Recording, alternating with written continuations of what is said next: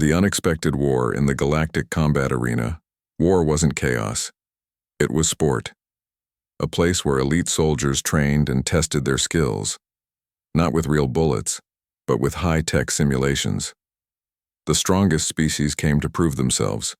Bracon crushers, Zarn hunters, Valari speedwalkers, and then there was Earth's representative, a small human named Eli Grant.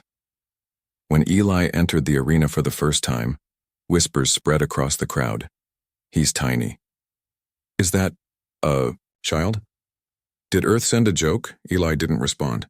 He simply nodded once to the crowd, then walked calmly to his side of the arena. The laughter grew. Even the announcer couldn't help but chuckle. From Sector Blue 3, Earth's mighty warrior. Try not to blink, you might miss him, Eli.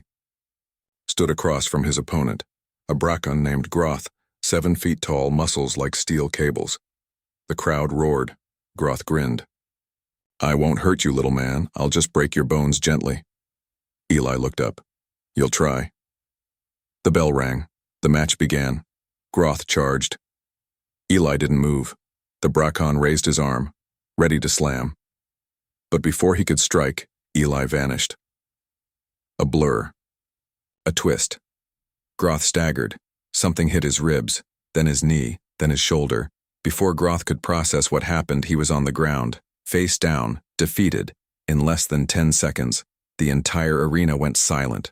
No cheers, no gasps, just shock. Eli stepped back and offered his opponent a hand. Groth didn't take it. He just looked at him in confusion. What are you? He whispered. Eli smiled softly. Just human.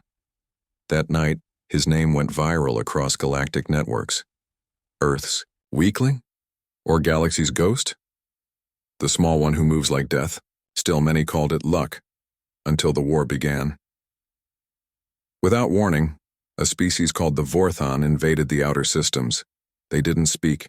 They didn't negotiate. They hunted. Worlds burned in hours. Military fleets were crushed. The Vorthon had one weapon no one understood. A creature called the Apex, a biological monster. Huge, intelligent, born to kill. Entire planets fell when it arrived. No one could stop it, until Earth offered help, and sent only one man. Eli. The council laughed. Again, is Earth mocking us? You can't fight a beast like that with one soldier. He's not even armed. But Eli simply said, you don't need numbers. You need understanding. He stepped off the ship alone. The Apex had already landed. It stood 2 stories, tall, eyes glowing, claws like razors. It let out a roar that shook the battlefield. Eli walked forward, slowly, calmly. He didn't flinch. The soldiers watching couldn't believe it. He's going to die, someone whispered. No, he's talking to it, another said. And then it happened. The Apex lowered its head. Its claws touched the ground. It knelt. The battlefield went silent again. Galactic generals stared, stunned. The Apex predator had just bowed.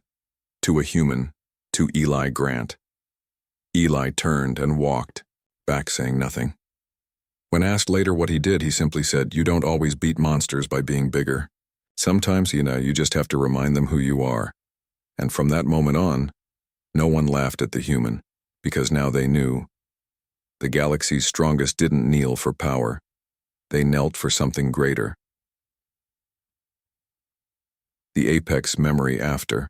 The incident on Yal 6, news spread across the galaxy like wildfire. The Apex, an unstoppable predator feared by all, had bowed. Not to a king, not to a fleet, but to a small human named Eli Grant. The footage was watched on billions of screens. Some said it was fake. Others said Eli used secret tech. But a few whispered something deeper. Maybe the Apex knew him. The Galactic Council summoned Eli for questioning. Inside the high chamber, leaders from 15 species stared down at him. The Bracon general growled, "What did you do to that thing?" Eli remained calm. "I spoke. The Zarn ambassador hissed, "Impossible. The Apex doesn't understand language." Eli met his eyes. "Not words, I spoke its memory." Confused murmurs filled the room. "What does that mean? Is he hiding something?" The human ambassador, quiet until now, leaned forward. "Let him finish." Eli took a breath. "When I was 17, I was part of a failed Earth mission on an unmarked planet," he began. "We were ambushed, my unit was wiped out, only I survived." The room went silent. "I ran for days, until I collapsed. I should have died." He looked up. "But something found me. It didn't kill me. It watched, learned, and it remembered me." There was silence in the chamber. Someone finally whispered, "The Apex?" Eli nodded. "It wasn't fully grown, not yet. It was lost too." He didn't say much more, but from that day on, the galaxy began to wonder. Was the Apex more than just a weapon? Was it intelligent, loyal, even connected to him? Kalor, a young alien scholar, watched the footage of the Apex kneeling for the 100th time. He studied ancient galactic languages, creature biology, and psychology, but nothing explained why it bowed, until he noticed something strange. In the footage just before the Apex bowed, Eli raised 2 fingers and touched his chest. A motion so small, most missed it, but Kalor had seen it once before, in ancient Earth survival tribes. It meant, "I remember you." He rushed to the Academy's archive and pulled up Earth's early war history. There it was. Soldiers, stranded behind enemy lines, would sometimes mark allies with that same signal, a sign of shared survival. Could it be? Kalor sent a message to the Galactic Council. Eli Grant didn't control the Apex. He reminded it of something, of someone, of a time when they were both survivors. Meanwhile, rumors grew. Other Apex units, usually mindless destroyers, were becoming unstable. Some refused commands. Others wandered off silently after seeing human figures. One even shielded a human child during a crossfire. What was happening? Had one human's memory spread across a species? Back at the Academy, new cadets were trained not just in weapons but in presence, learning to project calm under stress, to move with confidence, to stand like Eli did, because no one knew when the next Apex would appear, and if it did, you didn't need to be the biggest. You needed to be remembered. The galaxy was learning a truth it had long ignored. Some species rule with force, some lead with fear, but the ones who survive are the ones the monsters choose to kneel to. Echoes of survival, the galaxy no longer laughed at humans, especially not at Eli Grant. But what they didn't realize was this: the Apex didn't kneel out of fear, it bowed out of recognition. And now, more Apex were behaving strangely.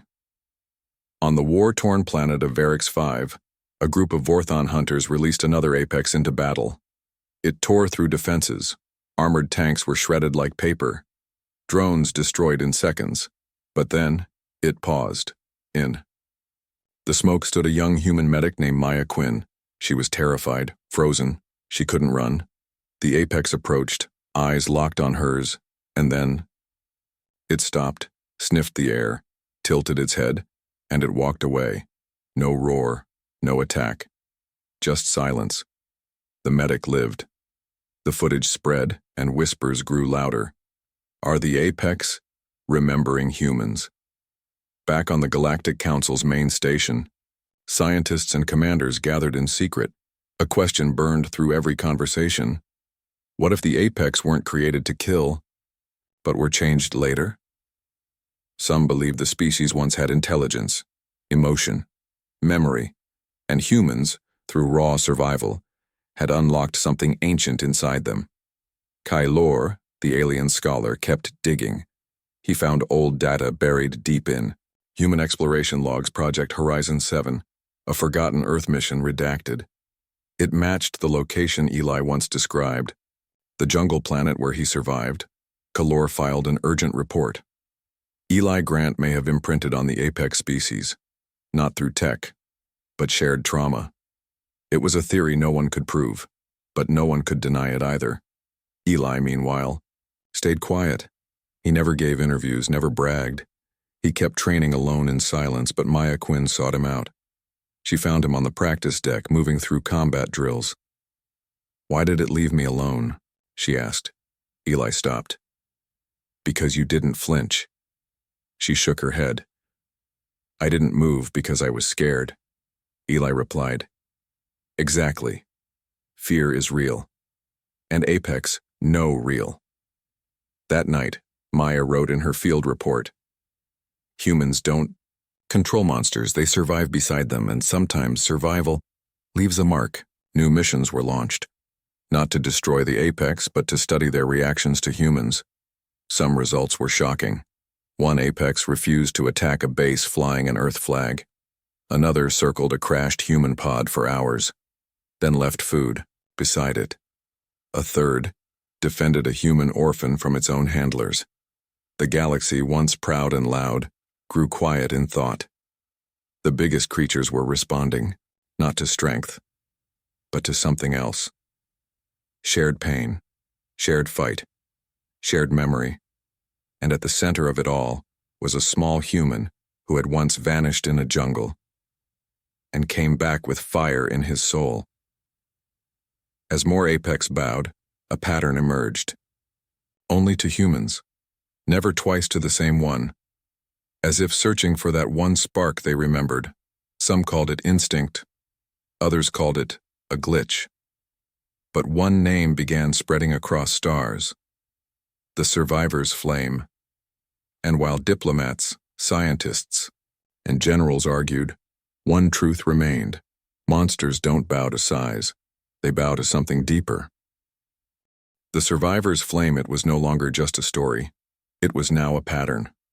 Across war zones, Apex units were reacting strangely, stopping, pausing, kneeling, but only in the presence of humans. It wasn't always dramatic. Sometimes it was a glance, a stillness, a step back instead of forward, but every soldier who saw it said the same thing. They looked like they recognized us. The Galactic Science Division gathered samples from captured Apex. No tech, no implants, just raw biology. But deep inside, their neural patterns, something strange was discovered. Memory echoes, not full thoughts, not words, but flashes of fire, hunger, pain, and faces, human faces. Kalor, the scholar who uncovered the first signal, presented the data to a joint council.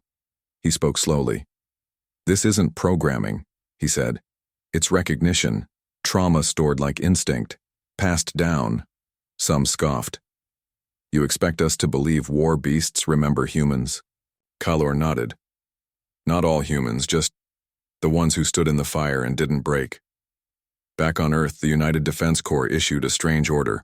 All human soldiers were to be taught still protocol, a technique based on Eli.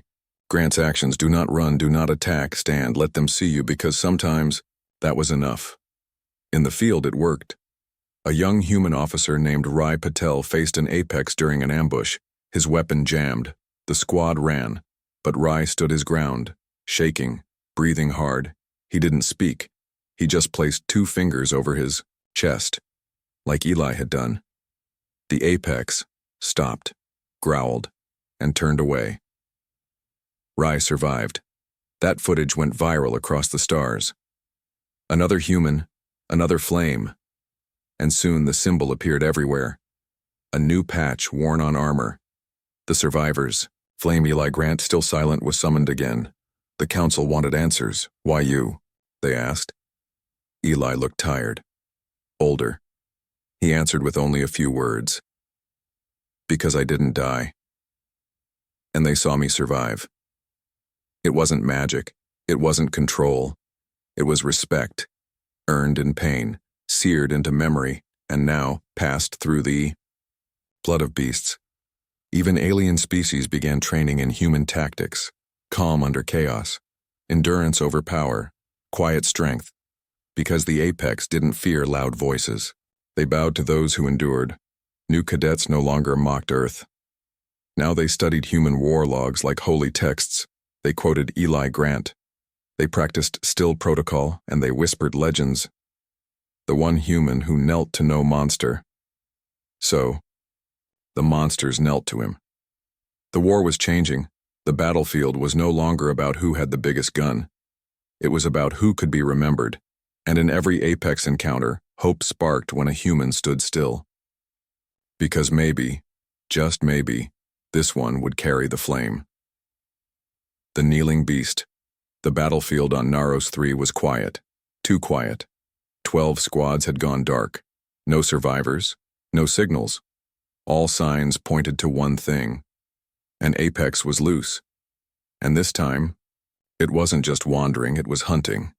General Rathar, a proud Bracon commander, led the joint force assigned to stop it. He hated Earth. He hated humans even more. They're weak. They make us soft, he growled to his unit. But still, he approved a human in the squad. Not by choice, by command. Her name, Captain Wren Hale. Wren didn't speak much during the dropship ride. She checked her gear, kept her breathing calm. The others whispered behind her back. She's too small.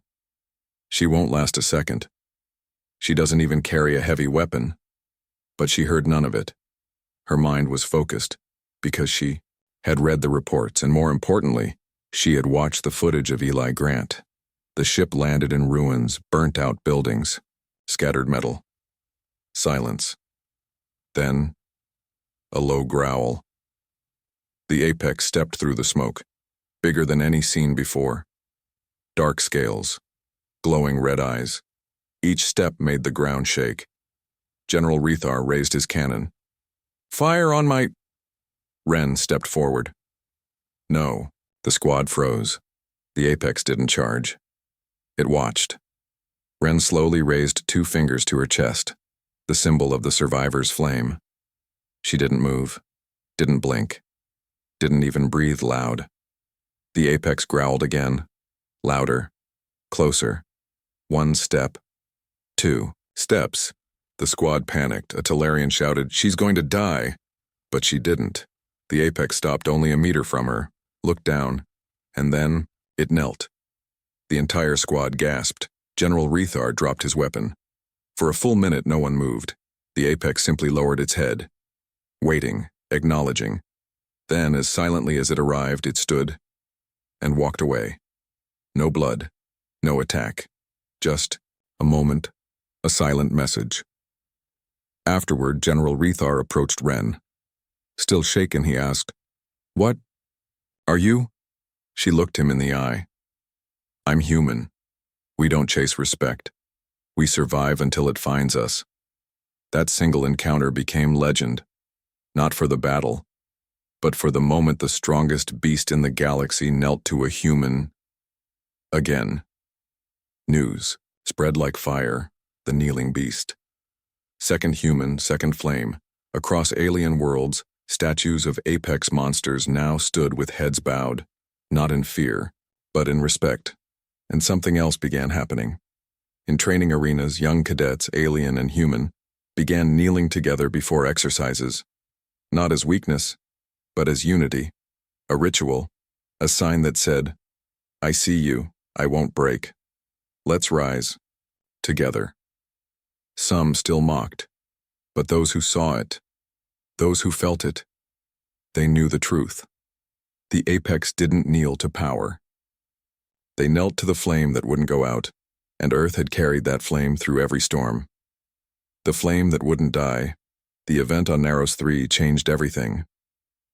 The footage of the apex kneeling before Captain Wren Hale went viral across every known system. Not edited, not faked. Real and undeniable. Alien leaders could no longer ignore what was happening. The apex, thought to be mindless monsters, were showing behavior. Recognition, even honor, and only toward humans. Meetings were held behind closed doors. Some leaders panicked. If the apex now obey humans, they're even more dangerous. What if Earth plans to use them? We need control now. But others saw something different. Hope. In the Galactic Peace Academy, a new course was launched. Flame Protocol. based on Eli Grant's calm presence, Ren Hale's unshaken stare, and the very essence of human survival. The lessons were clear. Don't provoke fear. Don't pretend to be brave. Stand anyway. Kalor, now a lead instructor, opened every class the same way. You can't fake the flame. You earn it through pain, through silence, through refusing to fall when everything tells you to. Meanwhile, on a classified research base in orbit above Earth, scientists discovered something shocking in captured apex DNA, tiny neural patterns, fragments, like broken memories, of fire, of cold, of a human voice calling out in the dark. The data pointed to one impossible truth. Every apex across the galaxy may carry a genetic trace of Eli Grant. Not his blood, but his moment, his survival, his stillness, his flame. And now, that flame was spreading. In deep space, another apex was cornered on a mining moon, surrounded, trapped, ready to fight. And yet, it hesitated. Why? Because in the middle of the rescue team stood a young human boy. He wasn't a soldier. He was just watching, eyes wide, terrified, but standing still. And the apex, it turned and walked away. No one told the boy what he'd done. He didn't know. But the footage confirmed it. Another kneel, another flame seen. Across thousands of worlds, aliens began a quiet ritual. A small flame worn over the heart, 2 fingers to the chest before stepping into danger, and a silent vow. If I cannot win, I will still stand. Eli Grant, now older and hidden from public life, watched from afar. He never spoke publicly.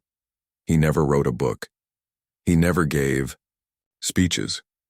But he received letters from soldiers, from children, from aliens who said, I stood, and the monster saw me, and I walked away. One letter simply read, Thank you for not dying when you could have. Now, even in places where Earth was once hated, the flame was honored, because every soldier, no matter the species, knew. Guns could fail, ships could fall, but the flame in your chest, that was yours forever. And if you carried it long enough, even monsters would bow. The day monsters chose peace, the galaxy waited. For months, reports had warned of something big. A gathering of apex across an uncharted planet in deep space. Thousands. No one knew why. No one dared approach. Fear spread, faster than truth. The Galactic Council debated endlessly. Are they preparing for war? Have the humans lost control? Do they remember Eli Grant, or plan to replace him? But Earth said nothing, until one message arrived. From Eli himself, just 3 words, I'll go alone. He landed on the planet without weapons. No army, no backup. The entire galaxy watched from orbit, on screens, satellites, and breathing masks. The apex stood in a wide circle, towering, still, eyes glowing, breathing low, waiting. Eli walked into the center. The apex didn't move. He stood there quietly and closed his eyes. Then, slowly, he placed 2 fingers over his chest, the flame, and whispered, I see you.